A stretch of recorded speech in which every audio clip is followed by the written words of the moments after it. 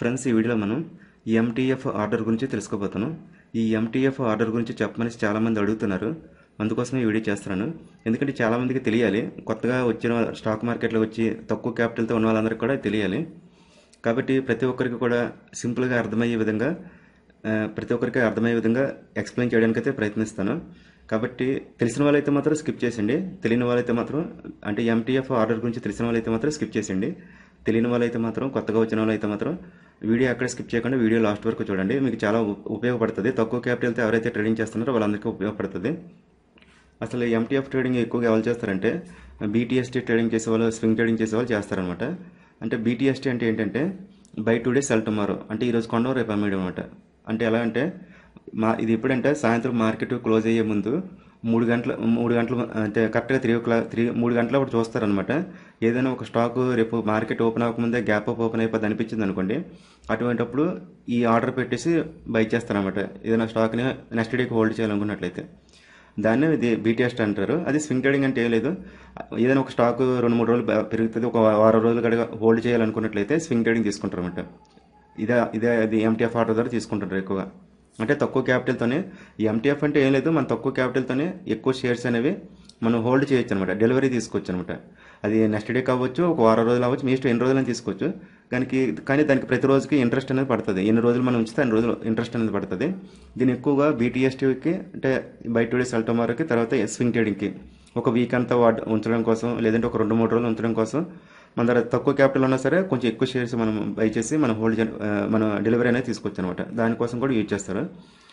మీకు చెప్తాను, ప్రతిదీ కూడా ఇప్పుడు మీకు లెక్కలేసి చూపిస్తాను. మీకు మీ దగ్గర ఎంత క్యాపిటల్ అంతే ఎంత వస్తుందో అన్నీ కూడా మీకు అర్థమైపోద్ది అనమాట. తక్కువ అర్థమయ్యేటట్టు ఉండడం కోసం నేను ఏం చేశానంటే ఒక స్టాక్ అనేది సెలెక్ట్ చేశాను. చూడండి, స్టేట్ బ్యాంక్ స్టాక్, ఇది ఎస్బీఐ స్టాక్. ప్రజెంట్ అయితే ఇది 800 రూపాయలు ఉంది, రౌండ్ ఫిగర్ ఉందన్నమాట. కరెక్ట్గా రౌండ్ ఫిగర్ ఉందనేసి దీన్ని సెలెక్ట్ చేశాను.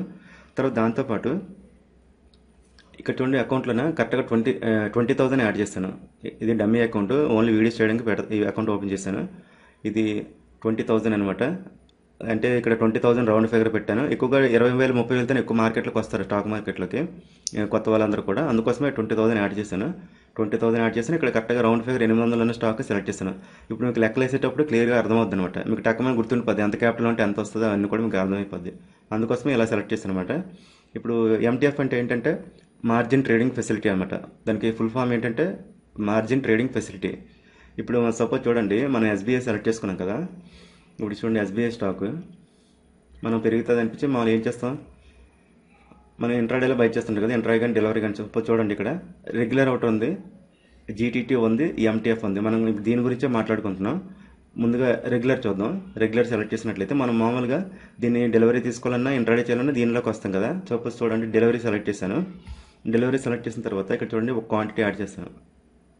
ఒక షేరు కొనడానికి యాడ్ చేసినట్లయితే మనం ఒక షేర్కి ఎంత ఇవ్వాలి, 800 రూపాయలు ఇవ్వాలి. ఎందుకంటే మనకి ఇక్కడ ఎస్బీఐ ఫుల్ అమౌంట్ అనేది పే చేసేయాలి. మనం డెలివరీ తీసుకుంటున్నాం కదా, హోల్డ్ చేయడానికి కదా. మనం ఎన్ని రోజులైనా హోల్డ్ చేయొచ్చు, మనం ఎన్ని సంవత్సరాలైనా హోల్డ్ చేయొచ్చు. కాబట్టి మనం ఫుల్ అమౌంట్ అనేది పే చేసేయాలి.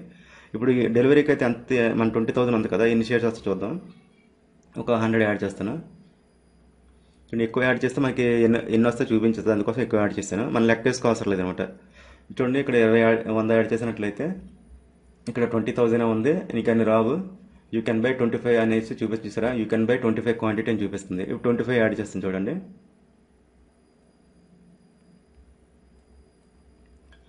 చూడండి 25కి ఎంత వస్తాయి కరెక్ట్గా 20,000కి మన దగ్గర 20,000తో ఎంత వస్తున్నాయి, 25 షేర్స్ వస్తున్నాయి. దీన్ని మనం డెలివరీ తీసుకోవచ్చు. మనకి ఇన్ని రోజులు కంటే అంటే హోల్డ్ చేసుకోవచ్చు. మనకి 20,000కి 25 షేర్స్ అంటే మనకి తక్కువలో అనిపిస్తుంది కదా. అది సపోజ్ ఇంట్రాడే చేసుకున్నాం అంటే మనకి డెలివరీ కాబట్టి మనం ఫుల్ అమౌంట్ అనేది పే చేయాలి. అది ఇంట్రాడే సెలెక్ట్ చేసుకున్నట్లయితే ఇంట్రాడే తగ్గిస్తాను. ఇంట్రాడేకి ఎంత పడుతుంది చూద్దాం. చూడండి, 1 యాడ్ చేస్తాను. ఒక క్వాంటిటీకి ఎంత ఇవ్వాలి ఇంట్రాడేకి, 160 రూపీస్, 160 రూపాయలు ఓన్లీ. అంటే మనం 5 టైమ్స్ మనకి లెవరేజ్ అనేది దొరుకుతుంది ఇంట్రాడేకి. బ్రోకర్ అలా చేస్తాడు. అంటే మన దగ్గర 10,000 ఉంటే 50,000 షేర్స్ కొనొచ్చు, అమ్మొచ్చు ఇంట్రాడే అయితే. తెలుసు కదా, తిన్న వాళ్ళు చెప్తున్నాను. సపోజ్ 160 ఉంది కదా, దీనికి మళ్ళీ చూడండి 100 యాడ్ చేస్తాను. 100 కదా, ఇంకోటి యాడ్ చేస్తాను, 1000 యాడ్ చేసేస్తాను. ఇప్పుడు చూడండి, ఎక్కువ ఇచ్చిస్తే ఇప్పుడు చూడండి, ఇక్కడ చూపిస్తుంది 20,000కి అని రావు. ఇక్కడ యూ కెన్ బై 125 క్వాంటిటీ అని చూపిస్తుంది. చూసారా, 125 యాడ్ చేస్తాను.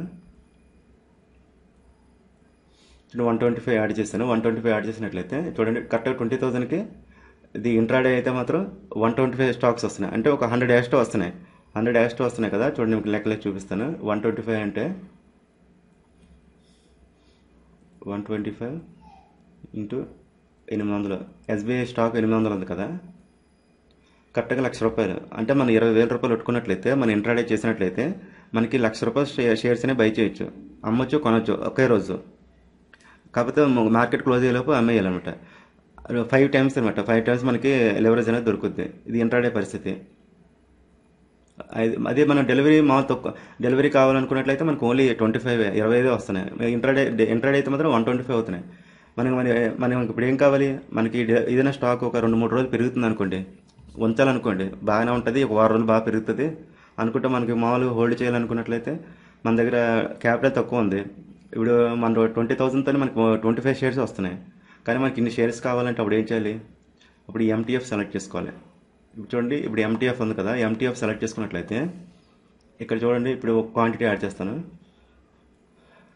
ఒక క్వాంటిటీ యాడ్ చేస్తే ఇక్కడ ఎంత అడుగుతుంది, ₹223 అడుగుతుంది. మామూలుగా అయితే డెలివరీ తీసుకోవచ్చు అనమాట. ఇంట్రాడే కాదు, డెలివరీ మన నచ్చిన. ఇంట్రాడే ఏంటంటే మనం మామూలుగా మార్నింగ్ మార్కెట్ ఓపెన్ అయిన తర్వాత సాయంత్రం 3:30 లోపు క్లోజ్ అయ్యేలోపు మనం క్లోజ్ చేసేయాలి. లేదంటే బ్రోకర్ క్లోజ్ చేస్తాడు. ఒకవేళ మనం మర్చిపోయి వదిలేసినా సరే ఆటో స్క్వేర్ ఆఫ్ అనేది అయిపోద్ది. ఇంట్రాడే సెలెక్ట్ చేసి ఎక్కువ స్టాక్స్ బై చేస్తాం అనుకుంటే. అదే తక్కువ ఉంటే మాత్రం ఆటోమేటిక్గా తక్కువైనా సరే మనం ఇంట్రాడే సెలెక్ట్ చేసినట్లయితే ఆటో స్క్వేర్ ఆఫ్ అనేది అయిపోద్ది. మనం ఒక్కరు చేయకపోయినా సరే అప్పుడు ఆటో స్క్వేర్ ఆఫ్ అయితే మన బ్రోకర్ ఎక్స్ట్రా పెనాల్టీ అనేది వేస్తాడు. బ్రోకర్ క్లోజ్ చేసినందుకు మనం ఎక్స్ట్రా అమౌంట్ అనేది పే చేయాలి. అది ఆటో స్క్వేర్ ఆఫ్ ఛార్జెస్ అనేవి ఉంటాయి అనమాట. అదే మనం టైం చూసుకొని 3:30 లోపు మనం ఎంత టైం ఉందో చూసుకొని మనం క్లోజ్ చేస్తే మనకు ఆ ఛార్జెస్ అనేవి పడవు. నార్మల్గా ఏ ఛార్జెస్ ఉంటే అవి పడతాయి. ఇదనమాట ఇంట్రాడే పరిస్థితి. కాబట్టి మనం డెలివరీ తీసుకోవాలనుకోండి, ఎక్కువ షేర్స్ డెలివరీ తీసుకోవాలంటే ఇదనమాట. ఇదంటే మనం క్లోజ్ చేయ అవసరం లేదు. మనం ఎన్ని రోజులు కంటే అన్ని రోజులు హోల్డ్ చేసుకోవచ్చు. ఒక రోజు 2 రోజులు ఎన్ని రోజులే మీ ఇష్టం. కాకపోతే ప్రతి రోజుకి ఇంట్రెస్ట్ పే చేయాలన్నమాట. దానికి ఇక్కడ మనకి చాలా మైనస్ పాయింట్లోనే దీనికి అడ్వాంటేజ్ ఉంది, డిసడ్వాంటేజ్ కూడా ఉంది. చెప్తాను అవి. ఒకటి యాడ్ చేస్తే ఎంత అడుగుతుంది, ₹223 అడుగుతుంది కదా. ఇక్కడ కూడా 100 యాడ్ చేస్తాను. 100 యాడ్ చేస్తే ఇక్కడ ఈ ఎంటీఎఫ్ ఆర్డర్లోనే 20,000కి ఇక్కడ 100 అయితే రావట్లేదు. మనకి ఇంట్రాడే అయితే 125 వచ్చాయి. ఇక్కడ 100 కూడా రావట్లేదు. ఎన్ని వస్తున్నాయి ఇక్కడ చూపిస్తుంది చూడండి. 20,000కి ఎంటీఎఫ్ ఆర్డర్లో అని రావని చెప్తుంది. యూ కెన్ బై 89 క్వాంటిటీ తీసుకొచ్చని చెప్తుంది. 89 యాడ్ చేద్దాం. చూస్తారా, 89 షేర్స్ అనేవి మనకు వస్తాయి అనమాట. 89 అయితే ఎంత పడుతుంది ఇక్కడ చూడండి, 19,986 ₹1986తోనే మనం 89 షేర్స్ మనం డెలివరీ తీసుకోవచ్చు. మామూలుగా డెలివరీ తీసుకోవాలంటే 20,000తోనే మనకి 25 వస్తున్నాయి. ఇక్కడ ఏంటంటే 89 వరకు మన షేర్స్ డెలివరీ తీసుకోవచ్చు. ఇక్కడ చూడండి, ఈ ఎంటీఎఫ్ సేవ్డ్ అని చూపిస్తుంది చూడండి. ఇక్కడ 51,000 51,313 51,333 51,000 అనుకోండి. సపోజ్ 51,300 అనుకోండి. 51,000 అంటే సుమారుగా 51,000 మనం ఎక్స్ట్రా ఓడుతున్నమాట, లోన్ తీసుకున్నట్టు అనమాట. ఇదంతా ఏం లేదు.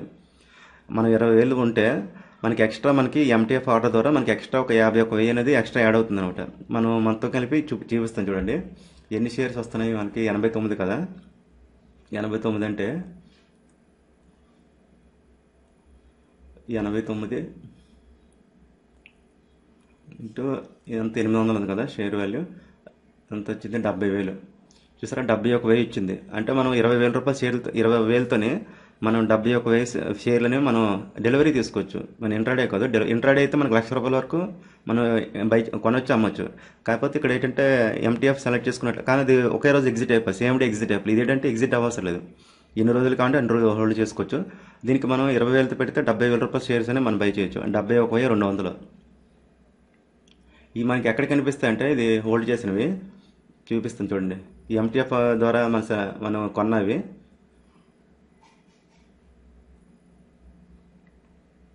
ఇక్కడ పోర్ట్ఫోలియోలోకి వెళ్తే ఇక్కడ చూడండి, రెగ్యులర్ ఒకటి ఉంటుంది, ఇక్కడ ఎంటీఎఫ్ ఉంటుంది అనమాట. పక్కన ఉంటుంది ఎంటీఎఫ్ అనేది. మీరు ఇందులో రెగ్యులర్లో ఎదకండి, ఇక్కడ చూసుకోండి, కంగారు పడకండి. ఎంటీఎఫ్ అనేసి ఇక్కడ ఉంటుంది ఈ ఆప్షన్. ఇది క్లిక్ చేసినట్లయితే ఇక్కడ మీకు ఈ ఎంటీఎఫ్ ద్వారా ఏమైనా మీరు స్టాక్స్ బై చేశారనుకోండి, హోల్డ్ చేశారు, డెలివరీ తీసుకున్నారనుకోండి, అవి మీకు ఇక్కడ డిస్ప్లే అవుతాయి అనమాట. ఇక్కడ చూసుకోవాలి మీరు. ఇప్పుడు మనం తెలుసుకోవాల్సింది ఏంటంటే ఇక్కడ నుంచి మనం ముఖ్యమైన విషయాలు తెలుసుకోవాలి. జాగ్రత్తగా వినండి. ఎంటీఎఫ్ ఎప్పుడైనా తీసుకునేటప్పుడు మీరు ఏం చేస్తారంటే, సపోజ్ ఇక్కడ 20,000 ఉంది. 20,000తో ఏం చేస్తారంటే 20,000 పెట్టి తీసేసుకోకూడదు. 20,000 ఉన్నారు కదా, సపోజ్ ఇందులో ఒక 5,000 వదిలేయాలి. 5,000 వదిలేసి ఒక 15,000 రూపాయలు తీసుకోవాలి. డెలివరీ తీసుకుంటారు కాబట్టి 15,000కి ఎంత వస్తుందో చూద్దాం. ప్రతిదీ తెలియాలి, మన క్లారిటీ ఉండాలి కాబట్టి 15,000కి అయితే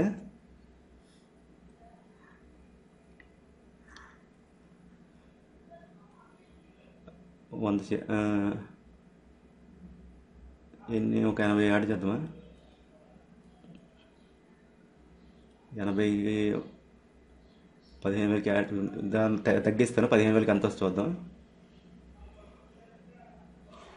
1 మైనస్ మైనస్ మైనస్ 15,400. దీనికి ఎన్ని షేర్లు వస్తున్నాయి? 69 షేర్స్ వస్తున్నాయి. 69కి ఎంత వస్తుందో చూద్దాం. 69కి ఎంత పడుతుందో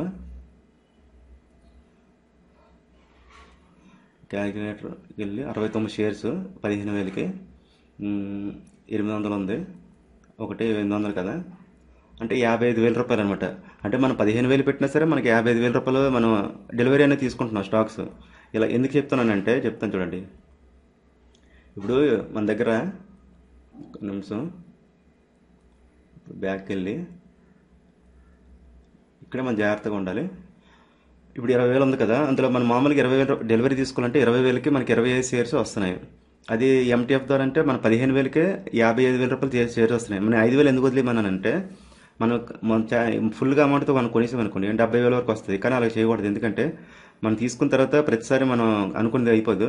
ఏదో బీటీఎస్టీ కానీ స్వింగ్ కానీ తీసుకునేటప్పుడు నెక్స్ట్ డేకి మనం హోల్డ్ చేస్తాం కదా, అది ఒకసారి ఏమవుతుందంటే మనకి ఒకవేళ డౌన్ అయిపోయింది అనుకోండి, మార్కెట్ డౌన్ అయింది అనుకోండి, అప్పుడు మనకి మైనస్ బ్యాలెన్స్ అనేది చూపిస్తుంది అనమాట. మైనస్ చూపిస్తుంది, ఫండ్స్ యాడ్ చేయమని చూపిస్తుంది అనమాట. మన దగ్గర అప్పుడు జీరో, మన ఏముండవు అకౌంట్స్లో ఏముండవు, జీరో ఉంటాయి. జీరో అయిపోతాయి మొత్తం ఓడిస్తే. ఎంటీఎఫ్కి ఎన్ని వస్తే అని కొనేస్తాం.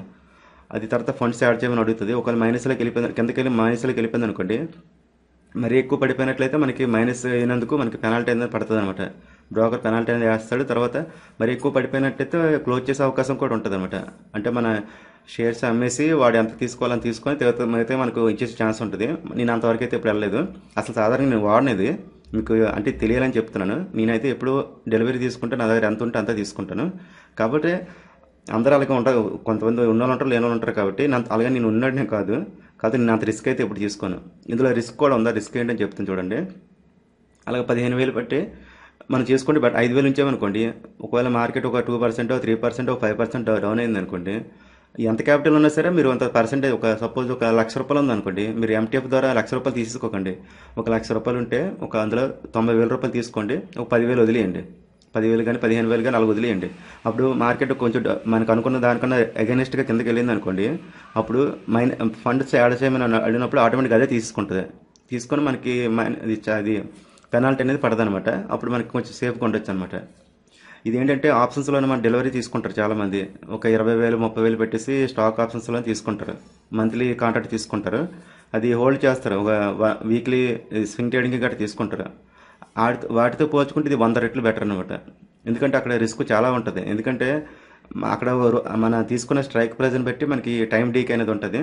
అది ఒక్కొక్క రోజుకి అలా తగ్గిపోతుంటుంది. మార్కెట్ పెరగకపోయినా సరే, ఒకవేళ మార్కెట్ పెరుగుతున్నా సరే ఒకసారి ఆప్షన్స్ ప్రీమియం అనేది అనుకుంటారు. కానీ ఆప్షన్స్ పెరిగితే ఏదైనా ప్రైస్ పెరుగుతుంటే ఆప్షన్స్లో కూడా ప్రాఫిట్ వచ్చేది అనుకుంటారు. ఒకసారి రాదు, అలాగా అన్నిసార్లు అలా రాదు. ఒక్కొక్కసారి పెరుగుతున్నా సరే మనకి ఆప్షన్స్లోనే డబ్బులు పెరగవు. అదే ఎవరికి తెలియదు చాలామందికి. అలాగా మంత్లీ కొనేసుకొని మంత్లీ కాంట్రాక్ట్ తీసుకొని హోల్డ్ చేస్తుంటారు. అలాగా అది ఏంటంటే ఒక్కొక్క రోజుకి ఎంతనే పెరగకపోయినా రోజుకి టైం డీకే వల్ల తగ్గిపోతుంటుంది. దాంతో పోల్చుకుంటే ఇది 100 రెట్లు ఎందుకు బెటర్ అంటున్నానంటే ఇక్కడ మనకి టైం డీకే అనేది ఉండదు.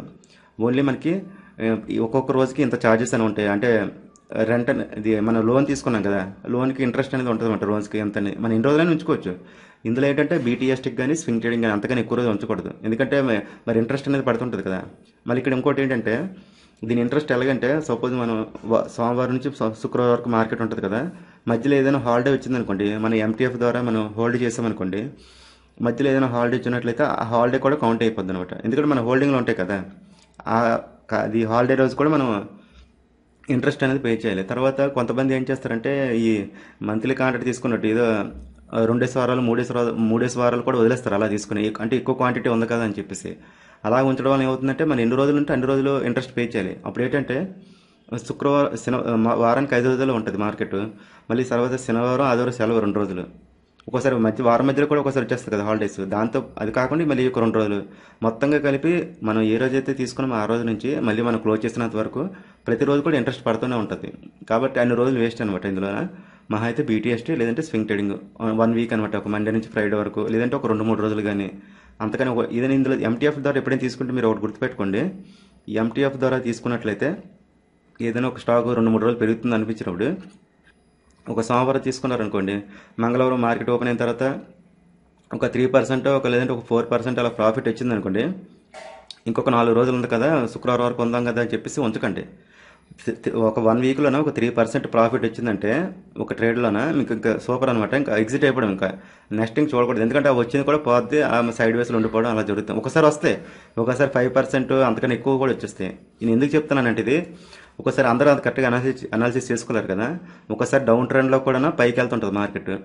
డౌన్ ట్రెండ్లో కూడా ఆపోజిట్గా మార్కెట్ పైకి వెళ్తుంటుంది. అనుకుంటారు ఏంటంటే ఇక్కడ నుంచి పెరిగిపోద్ది కదా అనుకుంటారు మార్కెట్.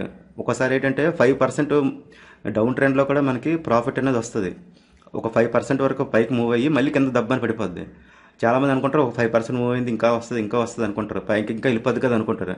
ఇంకా మార్కెట్ పైకి కదా వెళ్ళిపోద్ది అనుకుంటారు. అలా ఉండదు. డౌన్ ట్రెండ్లో కూడా మనకి 5% అనేది మనకి చూపిస్తుంది అనమాట. కాబట్టి మనం 3% ఒక 4% మనం ఆ రేంజ్ పెట్టుకున్నాం అనుకోండి, మనం కొంచెం మనకి అటు ఇటు ఉన్నా సరే కొంచెం సేఫ్గా ఉంటాం అనమాట. అదొకటి. ఇంకోటి ముఖ్యంగా గుర్తుపెట్టుకోండి. మీరు ఎప్పుడైనా సరే ఎంటీఎఫ్ ఆర్డర్ తీసుకున్నట్లయితే ఇది ఒకటి, మీరు ఎంతో కొంత ఫండ్స్ అనేవి ఉంచుకోండి, మొత్తం తీసేసుకోకండి. అదొకటి మెయిన్ ఇంపార్టెంట్. తర్వాత ఇంకోటి చాలా ఇంపార్టెంట్ ఏంటంటే ఈ ఎంటీఎఫ్ ఆర్డర్ ఎప్పుడు తీసుకున్నా సరే మీరు ఎంతలో చేస్తారంటే ఓన్లీ నిఫ్టీ 50 స్టాక్స్ ఉంటాయి కదా, టాప్ 100 కంపెనీస్, టాప్ 50 కంపెనీస్ లేదా టాప్ 100 కంపెనీస్, ఓన్లీ అందులో మాత్రమే తీసుకోండి. ఇంకా ఎక్కడ వేరే స్టాక్ ఎక్కడ పెడితే చాలా ఉన్నాయి. ఎంటీఎఫ్ ఆర్డర్ చాలా స్టాక్స్కి అలౌ చేస్తారు, కానీ మీరు అన్నింటికి తీసుకోకండి. ముందుగా ప్రయారిటీ దేనికి ఇస్తారంటే నిఫ్టీ 50 స్టాక్స్ ఉంటాయి కదా, ఓన్లీ అందులో మాత్రమే మీకు ఆపర్చునిటీ దొరికితే తీసుకోండి. అది కూడా మీకు తీసుకునేటప్పుడు మార్కెట్ మూడ్ ఎలాగో, సెంటిమెంట్ ఎలాగో చూడండి. తర్వాత మీరు తీసుకున్న స్టాక్ ఏ సెక్టర్కి సంబంధించి చూసుకుని ఆ సెక్టర్ అంతా బాగుండాలన్నమాట. అప్పుడు ఎప్పుడైనా హోల్డ్ చేసేటప్పుడు ఇవన్నీ చూసుకోవాలి. ఓన్లీ గుడ్డిగా కొనేయకూడదు. ఏదో ఒక రోజు పెరిగింది కదా, 2 రోజులు పెరిగింది కదా అని తీసుకోకూడదు. డౌన్ ట్రెండ్లో కూడా మనకి పైకి వెళ్తుంటాయి. డైరెక్ట్ మార్కెట్ పైకి వెళ్ళిపోదు, కిందకి వెళ్ళిపోదు. మెయిన్ ట్రెండ్ చూసుకోవాలి, అది ఏం జరుగుతుంది అనేది. మెయిన్ ట్రెండ్ సైడ్ కూడా ఎందుకంటే అప్ అండ్ డౌన్స్ అవుతుంటాయి ఎలాగలుగా, అది డౌన్ సైడ్ అవుతుందా అప్ సైడ్ అవుతుందో చూసుకోవాలి. అదే అప్ ట్రెండ్లోనే మనకి పడుతున్నప్పుడు పర్లేదు, మళ్ళీ రికవర్ అవుతుంది. డౌన్ సైడ్ మనం ఆపోజిట్గా ఎంటర్ అయ్యామనుకోండి, ఒక 3% ఒక 5% ప్రాఫిట్ వస్తుంది, మళ్ళీ మనకి ఎందుకు ఒకటి లాక్కెళ్ళిపోద్ది. చాలా గుర్తుపెట్టుకోండి. అందుకే మీరు ఎప్పుడైనా నిఫ్టీ 50 స్టాక్స్ లేదంటే నిఫ్టీ టాప్ 100 కంపెనీస్, ఎందుకంటే ఇవి కొంచెం సేఫ్టీ అనమాట మిగతా వాటితో పోల్చుకుంటే. ఏదైనా బ్యాడ్ న్యూస్ కట్టి వచ్చినా అంత తొందరగా ఇందులో కూడా ఉంటుంది రిస్క్, అంటే వాటితో పోల్చుకుంటే ఇది తక్కువ అనమాట. అందుకే ముందుగా నిఫ్టీ 50 స్టాక్స్ పెట్టుకోండి. అవి కొంచెం ఎక్కువ క్వాలిటీ స్టాక్స్ కాబట్టి ఏది బ్యాడ్ వచ్చినా సరే ముందుగా ఇది 1% పడితే మిగతా స్టాక్స్ 3%, 5%, ఒకటైతే 10% కూడా పడిపోతాయి. ఇవైతే అంత పడే సినిమా లేదు. ఏదో మరీ దారుణంగా ఏదైనా రిజల్ట్ అక్కడ బాగోక ఏదైనా న్యూస్ అక్కడ వస్తే ఆ కంపెనీ బాగోకపోతే పాడాలి తప్ప, సాధారణంగా అయితే ఇందులో ఉన్నవన్నీ కూడా నిఫ్టీ 50 స్టాక్స్లో ఉన్న అన్ని కూడా క్వాలిటీ స్టాక్సే. అందులో క్వాలిటీ ఉంటేనే అందులో ఉంచుతారు, లేకపోతే పక్కతో వేస్తారు, ఎప్పటికప్పుడు మారుస్తుంటారు. కాబట్టి అందులో మాత్రం సెలెక్ట్ చేసుకోండి, ఇంకెందులో కూడా సెలెక్ట్ చేసుకోకండి. ఇది ఫ్రెండ్స్ ఎంటీఎఫ్ ఆర్డర్కి సంబంధించి. ఇంకేదైనా నేను చెప్పడం మర్చిపోయినట్లయితే కామెంట్ చేయండి. మళ్ళీ నెక్స్ట్ వీడియోతో మళ్ళీ కలుద్దాం. అప్పటి వరకు ఉంటాను. బాయ్.